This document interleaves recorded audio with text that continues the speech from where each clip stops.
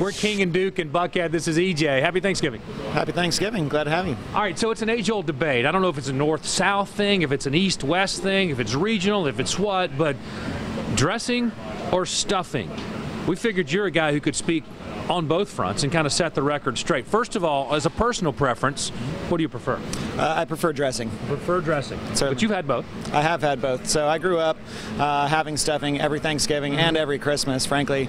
And when I became a chef, I started to realize that there were other ways to prepare things than just the one way that I had learned growing up. Right. When I found that out, there was a lot of things that kind of pushed me towards dressing over stuffing, certainly. What was the biggest thing? Not cooking it inside of a dead animal. Inside of a dead animal. I love that. Yeah, you know, I think I'm on board with the whole dressing thing too. We always had dressing growing up. Tell us about this. Do you have a name for this? Yeah, no, this is a very classic recipe. It's just got like a little kind of tweak to it that I like and I learned along the way as I was coming up as a chef. So we're using like a real nice sourdough. And the first and foremost thing about making anything like that tastes good is starting off with good ingredients. So I went and got some really nice sourdough from one of our local bakers.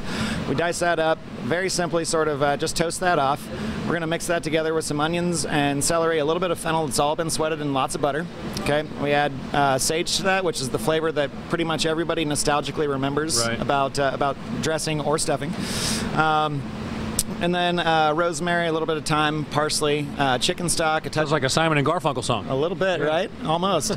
Touch of egg in there, and then sort of the secret ingredient or the tweak to that I learned along the way was actually folding a little bit of apple butter or applesauce into it. So provides just a little bit of sweetness, as well as kind of reinforces some of that fall flavor all the way throughout the whole meal and the dish. So it's quite delicious, and it's very simple and easy to put together. Yeah, but you're a highly trained, big-time Buckhead chef. What about for somebody like me? Can I do this? Well, the nice thing about this, dressing versus stuffing, and another reason I really love dressing, is that it's something that you can actually make and is better if you make it a day in advance. Okay. So it's one less thing that you actually have to cook on Thanksgiving Day, which is nice because I feel like, at least when I was growing up, my mom ran around like a crazy person trying to get the entire meal together for the whole family, and she didn't really get to enjoy the day. Right. So anything that sort of motivated me to find ways to make it easier, this was one of them right here. You know what I'm thinking about right now? I'm thinking about enjoying the day.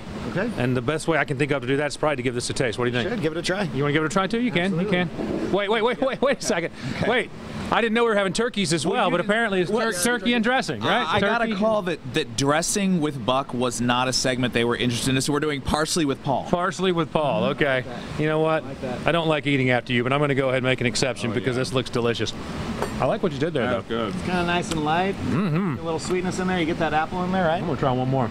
And then we're going to do it all together, guys. So Thanksgiving thumbs up. Ready? We'll count it down. 3.